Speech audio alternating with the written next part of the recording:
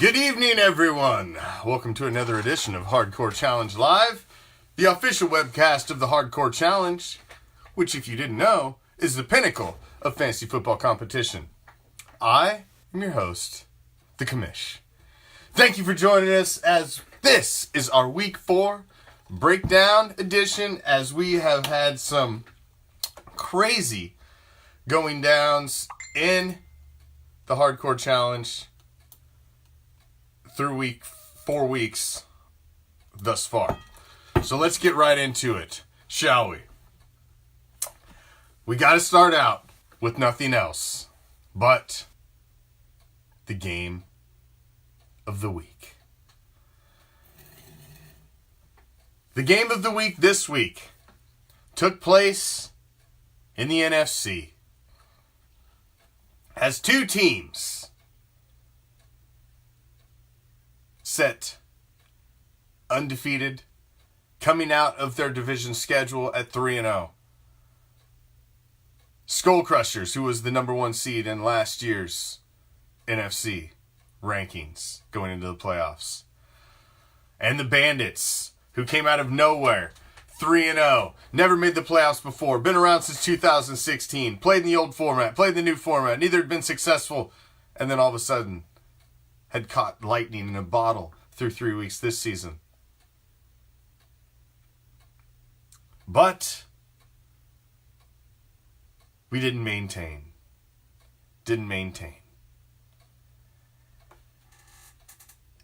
As he made his appearance in his first game of the week, Willie just could not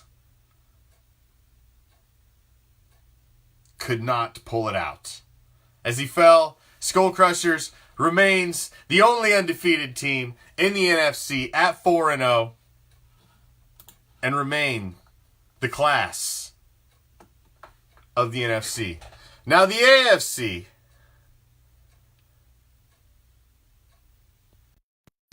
has a team as well, and it is one of our only 2 new owners, Steven, who's owner of the Blackout, currently 4-0.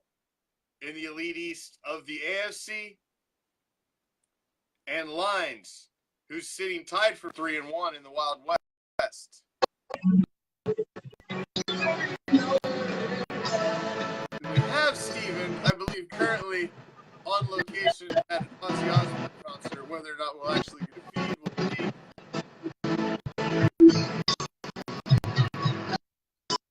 I was curious how well that would work out.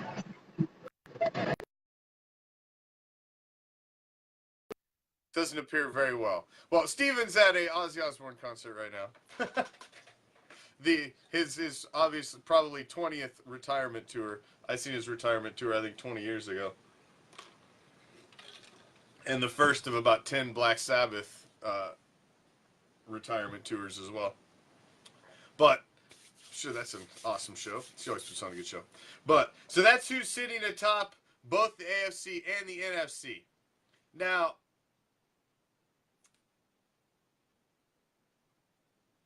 the Blackout put up an amazing score in Week 4 as they put up, let me check and make sure that's correct. Yes. 197 points.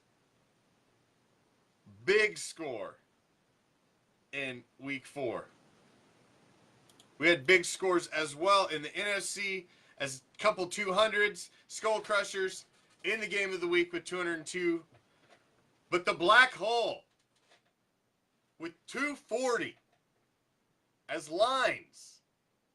240 is the second most points ever scored in a game in Hardcore Challenge history. 253 in 2013 by Bison Broncos is the most highest scoring game. This came in second. 240 points. An amazing score by Lines, one of our new owners, and is sitting with 2 wins in a row, tied for first in the Wild West of the NFC. Now let's just take a quick spin through who's leading the way, as Knox Vegas Anarchy are defending champion. I hope Kevin got the trophy. I never did hear. I hope he got the trophy. I hope it made it safely. Kevin at 3-1 loses their first game. Oh, you did tie it last year. Gary all tied it last year. That's right. I did not check the NFC history. There was a... hold on. I must verify, Gary. Hold on. Let me take a second. Gary did tie it at 253 last year. You are correct, Gary. You did tie the record. Wow, a tie at 253. That's crazy. Gary, correction. Gary also has co-ownership of that record at 253 in the NFC. Sorry. So he's technically third line. Sorry, Gary just took some of the air out of your balloon there. You're technically third. Now, looking over at the AFC, like I said, Mr. Rogers' Neighborhood has come back, won 3 in a row, and they have reclaimed and tied for the Great White North Division lead at 3-1 with Knox Vegas Anarchy, as that rivalry will continue as the season goes on. Right now, there's only one name you need to know in the Elite East of the AFC, and that is the Blackout. As Blackout is holding at 4-0, the only undefeated team in the AFC, and they hold a 2-game lead over every other team in that division, at least. Minus Bison Broncos, who are 0-4. We'll get to you in a minute. In the Wild West of the AFC, Fourth Phase and Stinky Pinky are both locked at 3-1, as Fourth Phase just lost their first game, and Stinky Pinky has won 3 in a row. Both are tied at 3-1 and tied for first place. Beaver Street Roar finally loses their first game as they are 3-1. All-Pro Afro and Zeke and Destroy sitting behind them at 2-2. And myself is sitting at 1-3.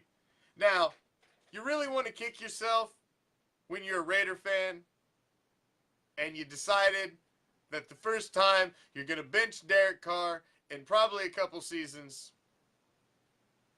is the week he puts up 45 fantasy points. Now, the guy I benched him for, Andy Dalton, who had been having stellar weeks prior, had a great game. Put up, I think, 34, 35 points, 36, somewhere around there. But, no, 34, excuse me. Because Derek Carr put up 45. 11 points more than Andy Dalton. I scored 186 points. I was in the top of the scoring in the league for the week. I lost by 10. You get where I'm going here? If I would have started Derek Carr, who scored 11 more points than Andy Dalton, I would have won my game by 1, and I would be sitting at 2-2. So for my own goddamn fucking stupidity, I lost. With 186 points, I lost. Ain't that some fucking bullshit? Alright, so I'm sitting at 1-3. Yeah. Do you feel I'm a little upset about that one? I'm taking that one a little rough. I don't mind if I lose by the way the guys perform, but when I lose directly by a move that I made myself, that just really chaps your ass. Now, Skull Crushers in the Great White North of the NFC are the only team you need to know right now. They're 4-0, hold a 2-game lead over the next closest opponent. They're the only undefeated team. Number 1 seed last year into the playoffs and looking thus again.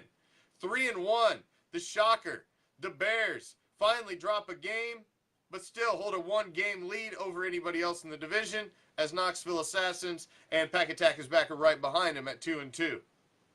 Donkey Punch and the Black Hole, who just scored a gigantic score this last week, scoring 240. Both tied at 3-1. Renegade Misfits hanging in there 2-2, but they're injury laden. The Bandits, pretender contenders, what I said last week, looking like a pretender, as they came out and laid down in the game of the week and took it raw. The Bandits go to 3-1 as Rookie Me This, who's the big shocker, who was one of the bottom of the basement on the shit list early last year, have won 3 in a row and they're 3-1. And tied with the Bandits, Average Joe hanging in there at 1 win this week and 2-2. That begins the start of 2 lists this week. The official start of the Panic List. If you're at 1-3, you're sitting on this list. You know you can't lose and go to 1-4. You need to go to 2-3. Hell, I'm on this list. Myself, as well as Vandalay Industries, Mob Adjacent, and Take It Deep. We're all on the panic list. We're real worried this week. We know we need a W, and we need it big.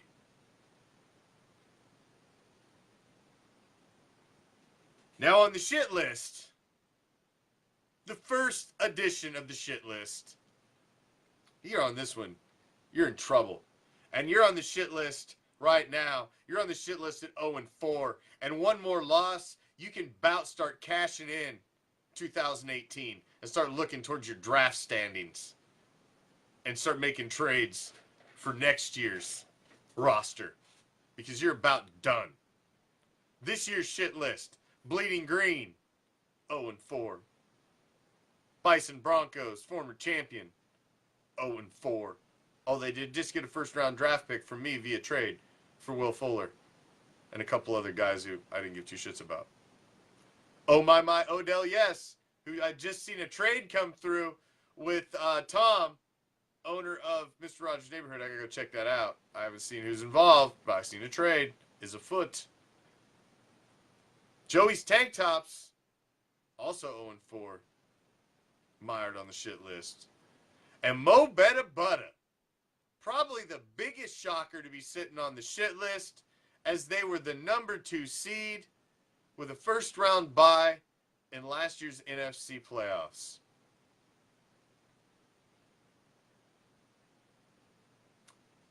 Wow. Big fall off for Mo Betta Butta. He's on the shit list. First edition. We have an interesting week coming up.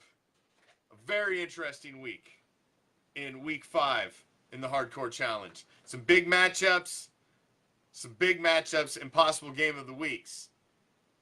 Tomorrow night, we will unveil and break down and issue our prediction for our week 5 game of the week as our new time slot every Tuesday and Wednesday. For the breakdown edition on Tuesday, game of the week edition on Wednesday at 11:15 p.m. Eastern Time for your Hardcore Challenge live fix. Week 5's a big one. Are you ready for the challenge? I know I am. I'm on the panic list. That's why I made a trade. I'm ready, and I'm starting Derek Carr this week. I believe. He made me a believer again. I was starting to doubt the man, but he came around. Unfortunately, I had to feel the wrath of an L. God damn. 186 points and lose. That's bullshit. I need some luck this week. Good luck to you all. Good luck. And game on.